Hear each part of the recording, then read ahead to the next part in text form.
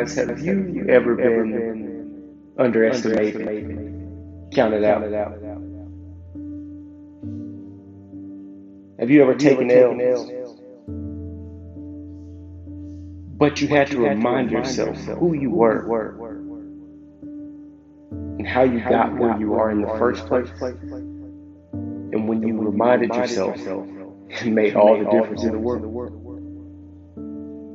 Well, if that's you, stick around for this video because I'm going to talk about that very thing. Check it out.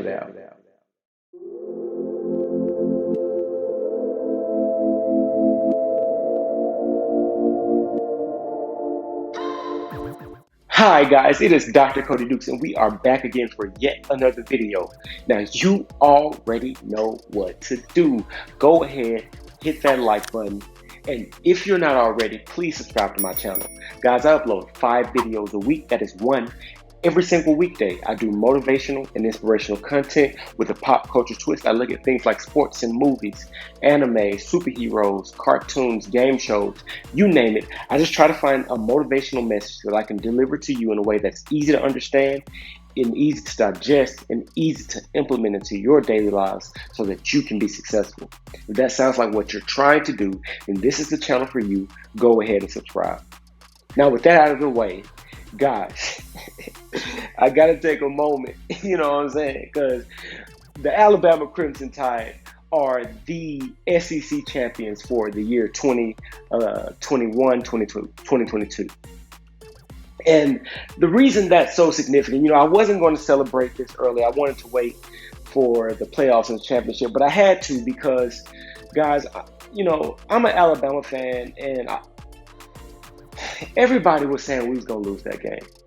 I don't know if any of y'all are familiar with the concept of the show that comes on Saturday mornings, College Game Day.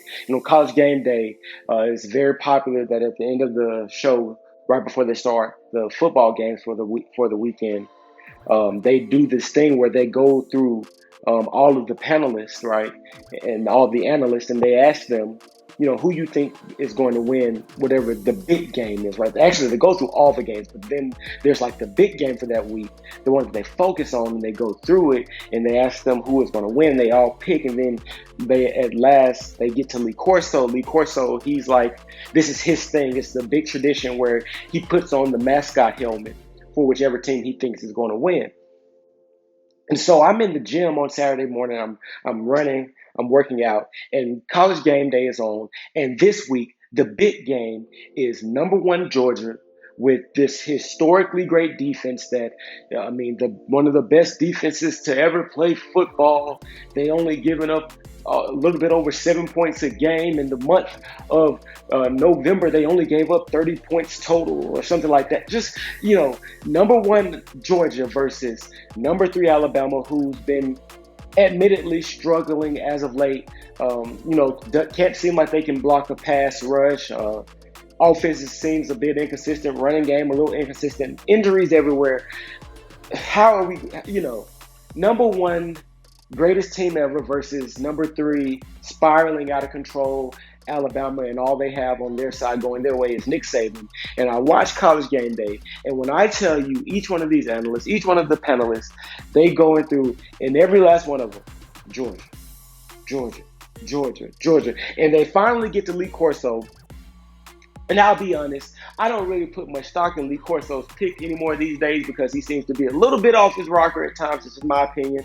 Not saying anything is wrong with him. I'm just saying, the years of picking have gotten to him a little bit. And he gets to the end, and he literally is the only one of the 5 people who picks Alabama to win.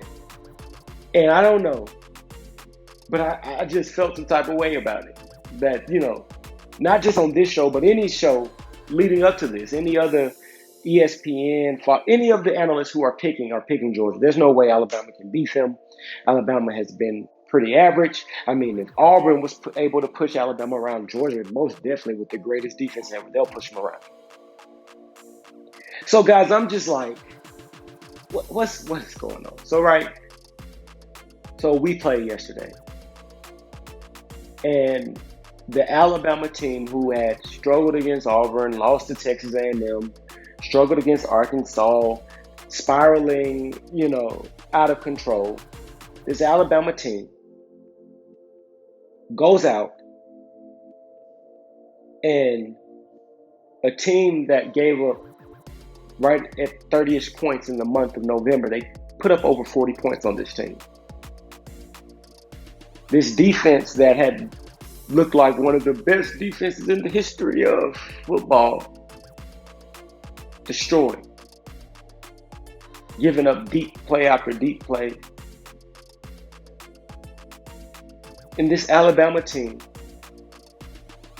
that had no business, that no one thought could beat this Georgia team, goes out and they handedly win the game. Possibly also winning their quarterback a Heisman Trophy, possibly a Maxwell Trophy, possibly a Peyton Manning Award, amongst other trophies. Possibly, most likely winning their receiver, the Best Receiver Award. Possibly winning their defensive lineman, the Best Defensive Lineman Award, probably the Best Defensive Player in the Country Award in Will Anderson.